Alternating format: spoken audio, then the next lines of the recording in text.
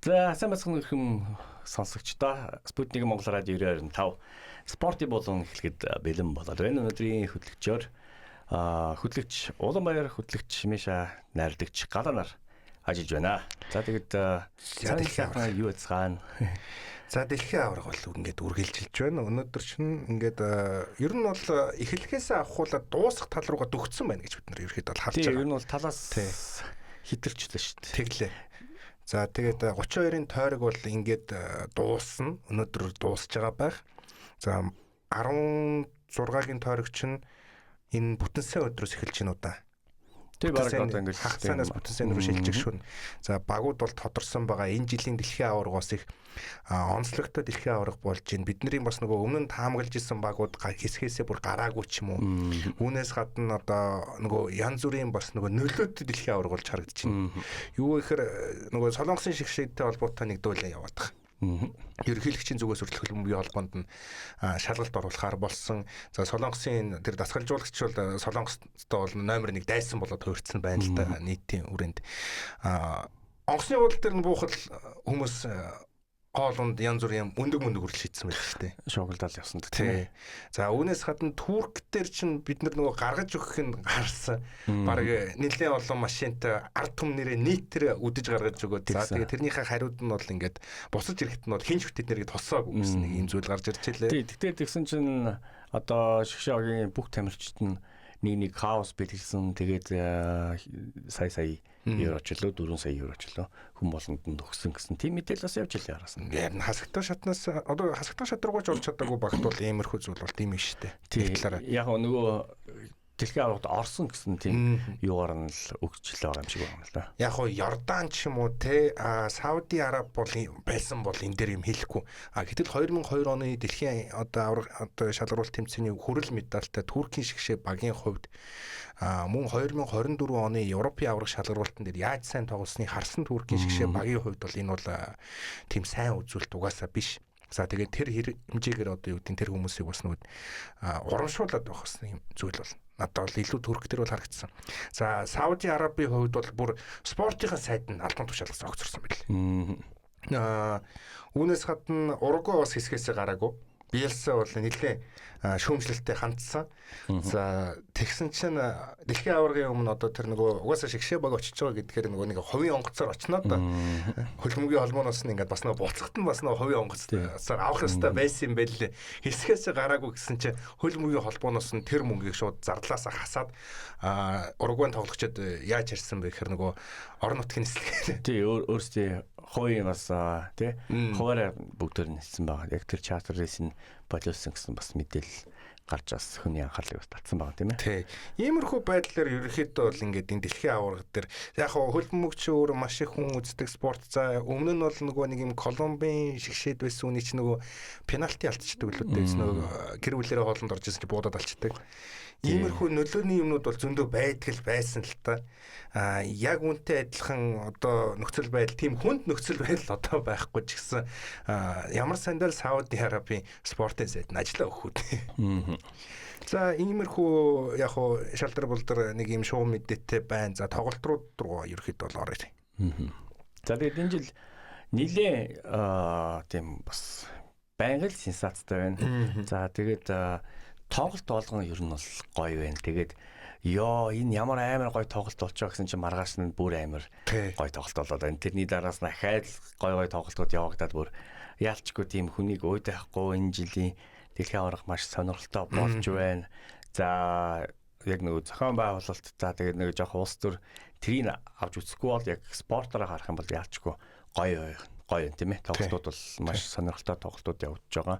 За ганц асуудал нь бол бас шүүгчнэрийн асуудал байна. За тэгээд тэр вар ер нь бол яг энэ тоглолтыг дотроос нь өдөрж байгаа яг энэ одоо дөрмийн одоо сахиж байгаа яг энэ шүүгчнэр маш одоо том алдаанууд хийгээд байгаа мó албаар тэгээд байгаа мó ер нь бол бас жоохон ойлгомжгүй. За энэ юмын бүдэн ингэж орох юм бол яг тоглолтууд бол гоё байна. Нилийн голтаж байна. За тэгээд хожих багууд нь хожиж гин хожих багууд нь хасагдж байна ч юм уу тийм ээ. Ер нь бол бас гой тоглолтууд явагдсан. За хоёулаа бол хамгийн сүүлд Кот д'Ивуар дууссан тийм ээ. Англи яаш ерөөхдөө бол дууссан. Тий, Англиг бас ярьсан байгаа. Англи яриаг байгаа штэ. Ер нь бол эхэлсэн байсан тий. За ингээд хасагдах шатны тоглолтууд гэх юм бол за Мексик Эквадор хоол ярьсан. За Англи Конг гэсэн тий арчилсан Конг. За маш бас өрсөлдөөнтэй амар тоглолт боллоо. Хүн болон ингээд за баг Конг гэж хаш орж байгаа юм шүү гэж бас ярьсан тийм ээ.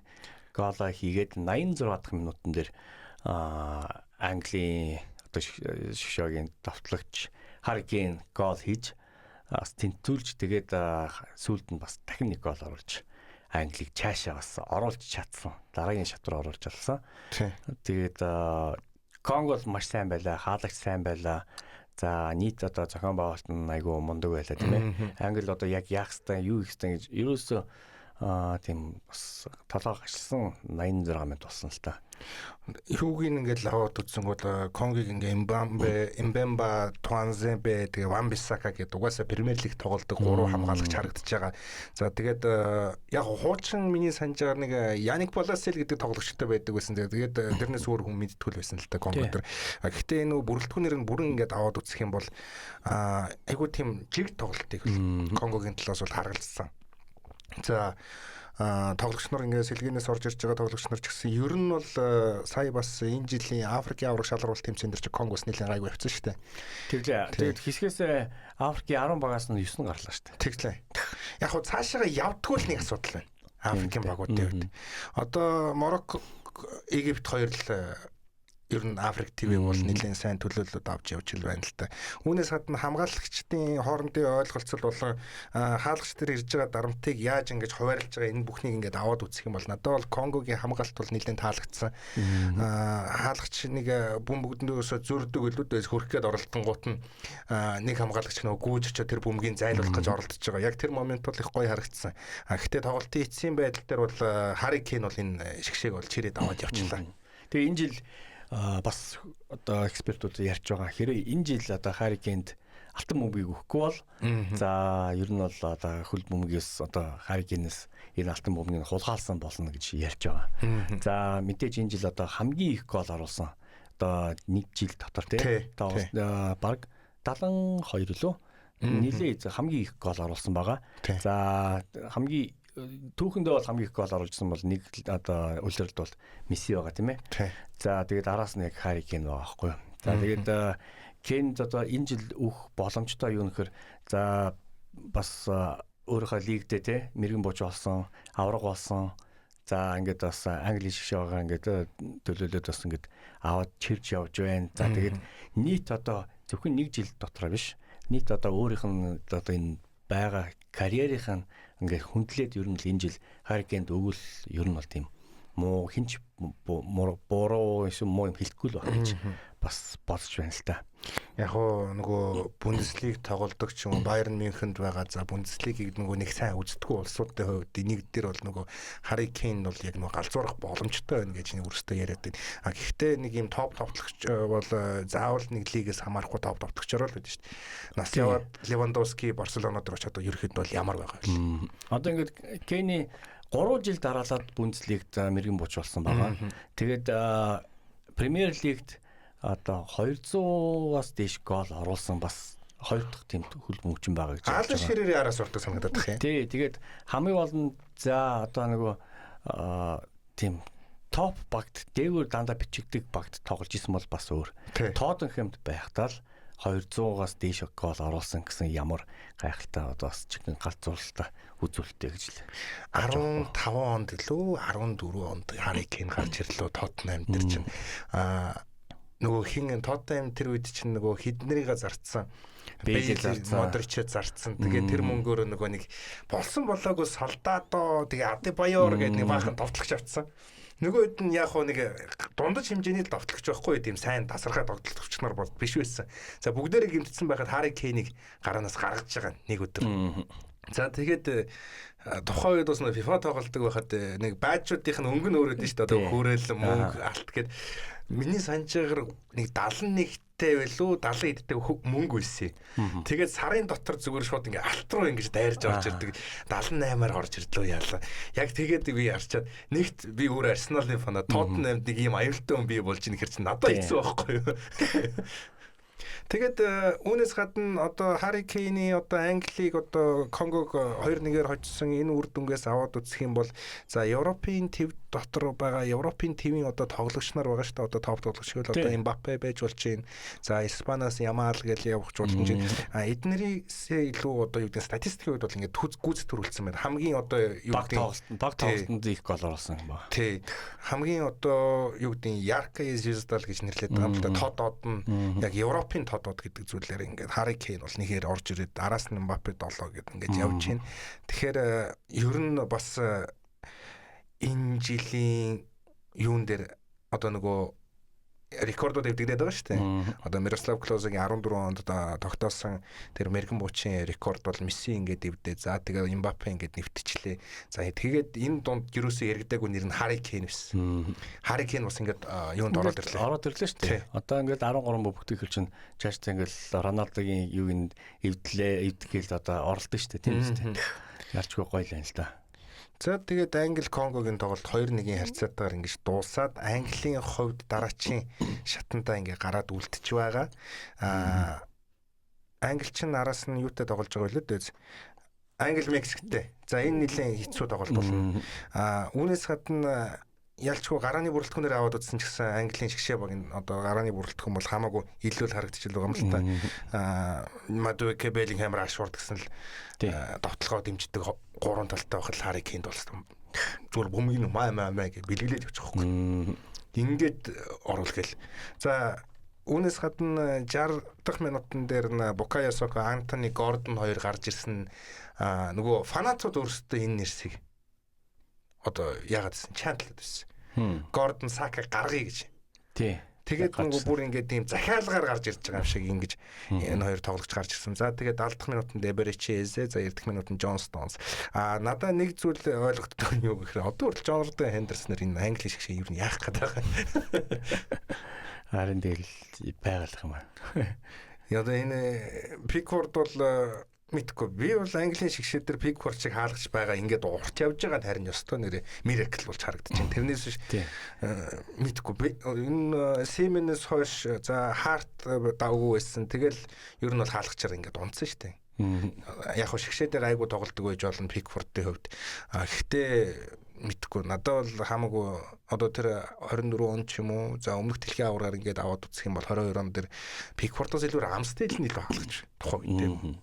Тэгээд тэрэн дээр нь бас нэг юм яг тухайн үеийн дасгалжуулагч нөгөө Southgate байсан илүү уулын шинжлэлийг Английн хөл бөмбөгт гаргаж ирэх юм болов уу гэсэн чинь бас их консерватив үзэлтэй хүн байж таарад гарааны бүрэлдэхүүнийг бас нэг юм солидгүй нэг сонин зүйл жишээлбэл тухайн үед ажиглагддаг л байсан л та. За яг одоо бол арай өөр өнгө аястай болж байна. Анх удаа Английн шгшээ багийг Герман хүн дасгалж болж ингээд дэлхийн аврагт ингээд орж байгаа. Бас нэг юм түүхэн үйл явдал болж байгаа. За ингээд Англи бол ингээд ойлгомжтой 2-1-ээр ингээд ямар ч байсан ингээд буулгаж авлаа. Дараагийн тоглолт нь Бельги Сенегал гэж бас тоглолт байлаа. За муу адил 2 тэгэр Сенегал тэргүүлж тийм ээ. Бас маш том хүчтэй өрсөлдөгч гэж харуулсан. Африкийн том баг байна гэж бас харуулсан.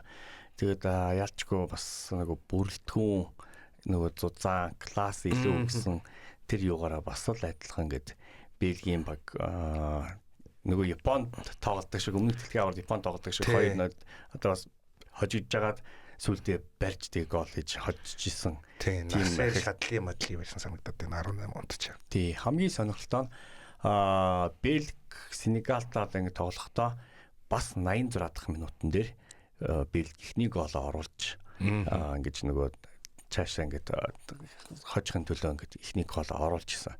Тэгэхээр одоо ингэж Африкийн хувьд 86 дахь минут нь бас ийм хараал шиг болцсон л байна тий. Юу болчиход байгаа. Норвеги дээр чинь сүүл дээр чинь 86 дээр Хооланд оруулаад 2-1 ярцаагаар заад ясэр гэж буулгаж байгаа. Тий бас яг тэгж байгаа байхгүй. Конго дээр бас 86 дээр Кейни одоо ялтын гол орж ирж байгаа. За энэ дээр болоод тэр 86 дахь минутын дээр яг тоглолтын эхлэл шиг гол орж байгаа. Тий тоглолтын эхлэлтийн одоо нэг тэнцүүлэхний гол ингээд Лукаку орсон байгаа. Ингээд 86 дахь минут одоо ингээд Африкийн орнуудад бас юм маш тийм харалтаа тоо болчих. Тий. Тэгээ одоо бас өнөөдөр ингэ ярьж байгаа шүү дээ. Одоо Алжир тоглохдоо 86 дахь минутанда илүү сайн анхаараа гэсэн хүмүүст бас доор нэг бахан комент бичээд яриад илээ. Ер нь байж болно. Швейцарын шигшээ багийг хэрвээ бид нэр аваад үзэх юм бол Швейцар ч бас нөгөө юу эхний тоглолтын дээр л муу байсан болохоос араас нь бол нэлээд бөмбөдөж орж ирсэн шүү дээ. Тэгээд тэр нөгөө нэг залуу байгаа нөгөө Франц гаралтай аав нь тоглож ирсэн. Тэр нөхрийг ингээд аваад үзэх юм бол Швейцар бас ч гэж Манзамби гэсэн баха. Манзамби аав нь шээ. Энэ юутэй надад би нөгөө Шведийн тэнд дурч байна. Манзамби гэдэгтэр бол нөгөө хин хоёрын ойлголцол. Энэ бол Манзамби хоёрын ойлголцол их гоё болсон байл. Тэгэхээр ер нь бас энэ дээр яг өнөөдөр болох одоо энэ Алжир Швейцарын тоглолтын дээр мэдгүй. Би бол Швейцарыг бараг Алжирыг бариад туучих байх гэж харагдах шин. 86 дахь минутын дээр тэрсгсэн ба. Харин 86 л хараад. За тэгээд Бельги Сенегал бол яг их ярмаар ч гэсэн гэхдээ ингээд ойлгомжтой ялж гэж байгаа классаар барьсан болохоор бас ингээд дараагийн тоглолт руу шууд орё гэж болж байна. Шууд за мэдээж одоо зохион байгуулагч орно. Одоо Америк нэгдсэн улс тийм ээ. Тэгээд Боснтой тоглолоо. Тэгээд бас л 2 тэгээр одоо буулгаж авлаа. За энэ тоглолтыг бас нэг уг нь нэг яриадхан баг байхгүй байна лөө. Мэдээж Америк бол илүүрхлээ. Бас л айгүй бас ийм хүмүүжлэлтэй тоглолоо юм да. Тактика барьлаа. Айгүй тийм хариуцлагатай тоглолт хийсэн. За хэсгээсээ гарцсан. Тэгээд хэсгийн ихний тоглолт нь болохоор яалчгүй. Тэгээ бас Боснийда таасандаа бас гайгүй явахаар боломжтой болоод тэгэл гарч ирлээ те. Би ихтэй нөгөө Италиг хувцснаар нь би Босниг энэ дэлхийн аврал дээр айгүй давгүй үзчих. Ялангуяа нөгөө юуны орнууд ба шүү дээ. Одоо энэ Балканы орнууд одоо Хорват, Серб ч юм эдгээр илүү нөгөө тийм биеийн хүчний одоо юутай контакт сайтай байдаг болохоор ч би баг биеэр Босны юуг аваад Америкийг аваад туучаасаа гэж ерөөхдөө бол бодож исэн. Гэтэл Пашинянгийн бас нөгөө юу харагдчихил байна л та. Нөлөө яг энэ тоглолтын арга барил бол ингэж мэдэгдэж байна. За үүнээс гадна нэг гол эхний гол нь баха отон болдог. Энэ зүйлээс нь ингэж харахад юу харагдсан бэ гэхээр нөгөө нэг юу байхгүй юу хин нэг юм класс тоглогч байхгүй болох нөгөө отонгийнхаа юун дээр нэг юм жоохон алдаж урагшаа гардаг ч юм уу тийм жоохон яарад ч юм уу тийм ээ. Энэ зүйл дээр ингээд хоёр бас нэг гол нь бас отон болоод тэгэл уул нь тэр бол өстой жинхэнэ бужигнаа дундаас пулис ичнийг госох гэж үтсэн. За үүнээс гадна нэг улаан уцтай баг. Нөгөө нэг ярьсан одоо Флорин Балагон гэдэг одоо миний санаж байгаа англич үлээ Францын л иргэн байсан юм да. Одоо тэгээд Америк нэгдсэн улс төрөө тэгээд тийшээ нүүсэн гэдэг утгаараа үүнээс гадна мэдгүй би л тэр үнийг уул нь айгуу тийм элдвэтэй тоглогч. Залууч тоглогч. Одоо Арсеналын академиас ерөөхдөө бол гарч ирж ирсэн. Энэ одоо хэрвээ Францч лөө эсвэл Английн чиглэлүүд байсан тэрнийх нь одоо шигшээд орсон бол бас дуудагдахгүй байх магадлал нь өндөр болохоор яг нөгөө төрсөн гэдэг утгаараа Америк нэгдсэн улсын шигшээг бас сонгосон зүйл бол харагдчихсан. Тэгээ зохион байгуулж орно болохоор тэгээд батны орно гэж ойлгомжтой тийм ээ. Америкт ч юм бол тийм тасархай бас тоглогч бол энэ бүрэлдэхүүнд нь бол байхгүй шүү дээ. Яг бидний мэддгээр одоо хин байвал байна, Пулисич байвал байна. За Маккини лөө Ювентус тоглолдог хүн байсан санагдаад тах юм. Маккини за ер нь нэг юм дотоодосоо бүрэлдсэн тийм одоо баг болоо шүү дээ тийм ээ. Ер нь нэг тийм юу бас биш. Одоо юу гэдэг хөл бөмбөг хөгжиж байгаа газар болохоос хөл бөмбөг одоо юу гэдэг олон зуун жил хөгжсөн ч юм уу тийм улс орон Америк нэгдсэн улс өөрөө биш л дээ. Яг одоо нэг хөл бөмбөгний өөр ингэсэн түүх байдаг шүү дээ. Орон болонд өөр нь түүх байгаа. Өөр ингэсэн одоо домог болсон тоглогч нар байгаа. Америкт бол дөнгөж одоо яг ингэдэг эхэлж байгаа болохоор яг ийм домог тоглогч байхгүй. Тийм бас яг тийм том түүх бол байхгүй зүгээр хоёрхан тоглогч санаанд ороод байна. Америк нэгдсэн улсын шиг шигээр. Демси за тий. Тэгээд Тим Ховард хаалгач хийсэн, халдсан. Энээс өөр хүн би бол санахгүй байна л та. Харин тий. Тэгэхээр ингээд яарчгүй хөлбөмбөд нөгөө юм бас цаг хугацаа хэрэгтэй байдаг шүү гэдэг. Одоо Япон хүртэл Япон солонгосыг 100 жил ялсан хараа гэж харж яхаар 100 жил ирнэ гэж бодож яхад бол одоо Америкт бол хөлбөмбөг за нэг энэ сүүлч нэг 10 жил одоо манай нөгөө Ахмадууд цодгоо тайлдаг л тийм лиг болтон байсан шүү дээ. Тийм ээ. Оршуулгын лиг гэж нэрлэдэг байсан сүлт. Карьер дуусгад. За тэгээд ингээд хоёр тэгээд ялчгүй дараагийн шатар ингээд гарч чадлаа. Дараагийн шатанд гарснараа одоо Сенегалыг хуссан Бэлэг бол Америк нэгдсэн улс Америк. Ер нь бол бас аль нь боломжтой айгүй дажгүй таараа байна л да. Энэ дээр хэрвээ одоо нөгөө Балагун улаантай юм чинь дараагийн тоглолтын дээр гарахгүй. Тэгэхээр энэ дээр бас нөгөө хэнийг яаж тавих уу гэдэг нь зөв жинхэнэ Почетиногийн тархийг бол задлж байгаа зүйл л дээ. За дараагийн тоглолт Испани Австри бас Австриг бол бид нар айгүй бас дажгүй үнэлж байсан тийм ээ. Ер нь сайн тоглож байсан гэж харж байсан. Тэгээд Испани яачгүй одоо классаар өндөр за тэгээд Европ авраг, дэлхийн авраг гэсэн статустай бас хүмүүст байгаа болохоор хожууд бол бас Марангол ойлгомжтой л байхчлаа байсан л та. Гэхдээ бас ийм илт 3-3 гол хийж тэгээд бас бөмбөг алдахгүйгээр хожно гэж бас ер нь бол тамаг бол байгаагүй. Энд юу харж ирсэн? Одоо ер нь бол Австри дээр чинь дасгалж өгч нэг ранг 1 байгаа шүү дээ. Геген прешер буюу одоо нэг юм даралттай тоглолтдог. Ерөөхдөө шахаж тоглолдог. Энэ зүйлийг ингээд аваад үзэх юм бол Австрийн шигшээг уулна 32-оос цаашаа гарчих болов гэж би ерөөхдөө харсан. Гэхдээ Испантай таарад ороод ирэхээр за угаасаа Испани бариад туучих юм байна. Гэхдээ нөгөө тэр ийм pressure set юм чинь нэг тийм олон голоор жишээлбэл хожигдохгүй байх гэж бодож исэн чи харин эсэргээр Испани бол нэр үнэхээр галзуурлаа. Харин тэглээ. Йоо тэр юу ийм статистик байсан тэр нь юу гэхээр Ламин Ямал эхний 10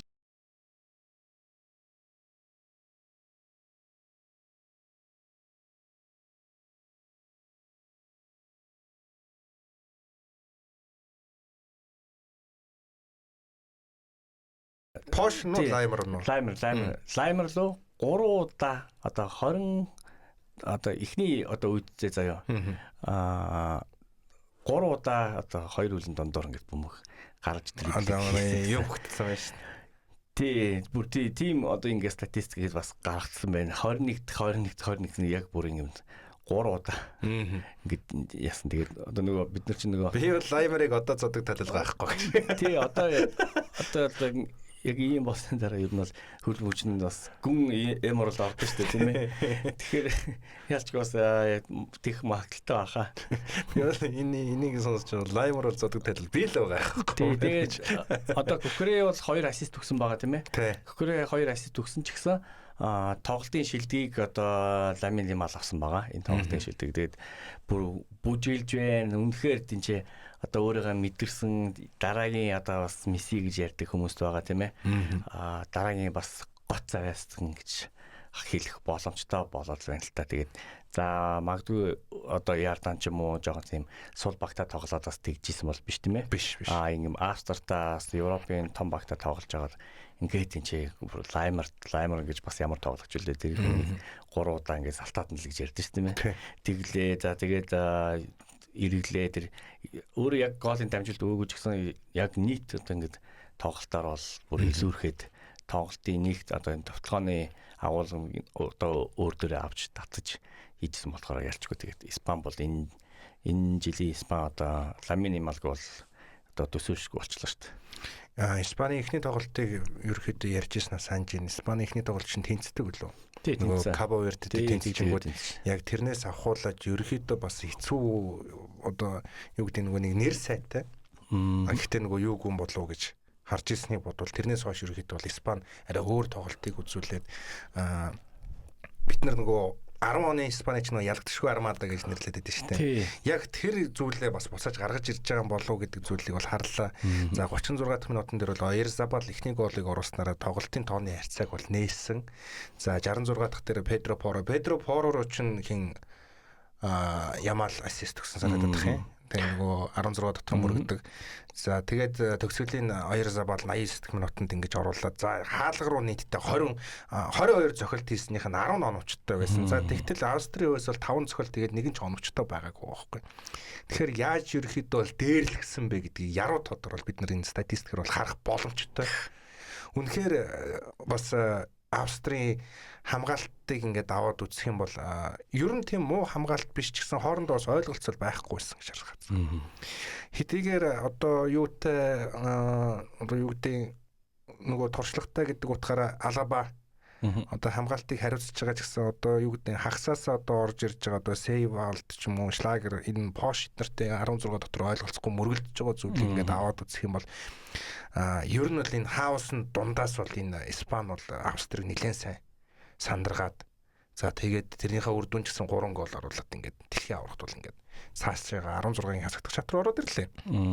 За үүнтэй холбоотойгоор ингээд аваад үзсэн. За Испани араас бид нар одоо өнөө өглөө Португал Хорватыг үзсэн.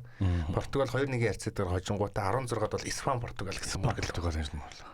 Энэ бүр оргил тоглолт. Одоо тэгээд бас сая Хорват Португал гэж бас хамгийн гоё тоглолт болох байхаа гэж яасан чинь эхний үеийн тэгээд дуусчих хүмүүст юу олчваа бид нэр одоо юу үзэж байгаа юм бэ гэж тийм бас шүүмж гарсан. За тэгээд Хорват эхний гол хийсний араас яалчгүй Португал одоо хожихын тулд дараагийн шат руу гарахын тулд одоо хурдаа нэмэх хэрэгтэй, одоо илүү довтлогоо нэмэх хэрэгтэй, чанаржуулах хэрэгтэй гэж явж иж нэг торгуулийн зохилт авлаа. За тэгээд манай Роналдо ах маань тэгээд гол хийж тоглолтыг бас тэнцвүүллээ тийм ээ.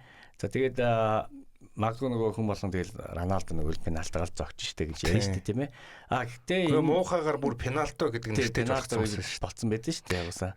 Тэгээд яг одоо энэ дэлхийн аваргаар ингээ харахад том багууд ингээд пенальти зогтоо алдчихсэн Месси хүртэл өөрийнхөө эхний тоглолтын дээр пенальти алдчихсэн. Тэгээд тийм чаддаг хүн одоо орж ирээд пенальти зогтлоо. Ямар ч маргаангүй хаалгач нэг тал руу бөмбөг нөгөө тал руу гэж яадаг шиг л хоёр тишээ тараагаал явуулчих жоохоо. Тэгэхээр бас нөгөө дуршлаг дэлхий одоо энэ агуу хүн сэтгэл зүй ямар бэлтгэлтэй байгаа одоо амар том дарамттай л байгаа штэ. Байнга дарамттай. Тэгээд энэ бүх дарамтыг ингэж даван дуулж одоо ингэж пенальти зохино гэж чинь бас л тийм класс хүн ил одоо хийдэг үйлдэл гэхгүй тийм ээ. Ер нь сүүлийн жилүүдэд энэ пенальти зохино гэдэг нь өөрөө бас их том скил болоод хуурцсан байна. За энэ дэлхийн аврал дээр чинь пенальтаар жишээлбэл Герман ингээд хусагдаад явцсан. Голланд хусагдаад явцсан тий. За одоо дөнгөж хэсгийн одоо 32-ын тойрог гэдэг утгаараа энэ утгаар бол ингээд пенальти одоо үзэх нь өөрөө гоё болох магадлал их байдаг болохоор үдж байгаа нь бас гоё байгаад байна тийм ээ. Дэлхийн шилтийг одоо Германы баг тэнцээ супер мастерд байхад 3 удаа алдаж ийн гэхэр чинь бас байх боломжгүй юм байна тийм ээ. Тэгээ тэрэн дээр бүр ямар ч тийм одоо юу гэдэг нөгөө нэг мэрэгжлийн төвшний хөлбөмбөг мөгчин гэж уулын хэлэгдэхээр байгаа угсууд шүү дээ эцсийн үр. Амьдралд анх удаа зогч байгаа ч юм уу эсвэл Германы шиг шийдэр бол нэлээд том асуудлууд жишээлбэл гарч ирчихсэн. Тэгээ одоо муугаар хэлэхэд бас одоо манай телевизэд нэг реклам яваад байгаа шүү дээ. Аргентин одоо Португал хоёр хоорондоо тоглож байгаа. Одоо нэг AR хийсэн манай мөн реклам байгаа шүү дээ. Хоорондоо тоглож байгаа. Тэгээд нөгөө хамгийн сүүлийн мөч одоо гол хийх хэвээр юм Роналдо тэрийг одоо хийж чад гэсэн жидэр Роналдо пенальтигаас одоо оруулж байгаа бас хааш юм да. Тэр реклам үзсэн л тий. Одоо тэгэхээр ч надад тэгээд дэлхийд даяар дижиж шүрч тах ч надад яагаад үгүй гэж.